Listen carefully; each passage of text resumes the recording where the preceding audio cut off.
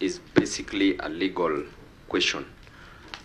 There was a contract between Glad Lab Supplies Limited and Kemsa, and a contract becomes valid when an offer is made and the offer must be accepted, and there must be consideration. Consideration need not be sufficient, but any consideration will suffice.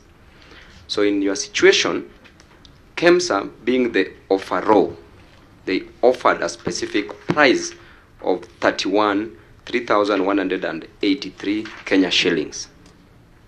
Then you, being the offeree, you accepted by writing back to Kemsa, telling them that indeed we can supply the items at the agreed price, which means the contract was sealed. Then you further went and frustrated the contract by making a counter offer to Kemsa, stating that the $30 or the 3,183 Kenya shillings that you offered us, we can no longer accept it. We want us to stick by our original price, which was 4,500, is it? Yes. 4,500. Then you made a counter offer, which ought to have been accepted by Kemsa, now being the offeree. But they never communicated in such a situation. So you said that they verbally told you to make the supply. Yes, a contract can be in written form or in verbal form. But because you communicated in written form, it ought to have been in written form, the acceptance. Number two, when you went to Kemsa, the values that you are discussing, were you discussing values in terms of Kenya shillings or dollars? Honorable Chair and honorable members, this was the first time I gave my intent letter was in terms of Kenya shilling because I was importing from China.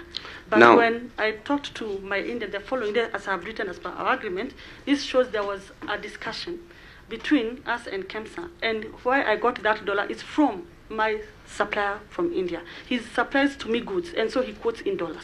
So, the same quote you gave to Kemsa in dollars. Yes. What was the value of the dollar as at that time?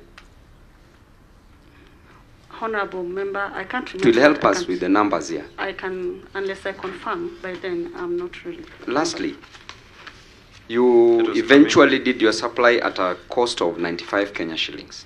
Yes, honorable member. By 50 comes to 4750, 4,750. Yes, honorable. Then you were paid at 4,500. Yes, honorable member. There's a difference of 250. Yes. Where is this money? Who took it? And why is there a difference after you had made an offer of 95 and accepted? Then you are being paid a lower value. Where is the rest of this money?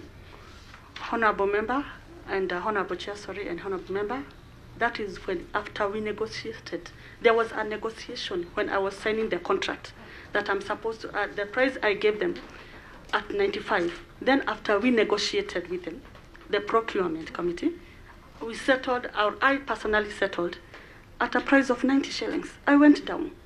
Again, without any written document? It was a negotiation. We wrote when they were writing minutes. When Do you have the document? No, it is at Kemsa. You don't have, eh? Yeah, it is at Kemsa. That's all, Chairman. All right.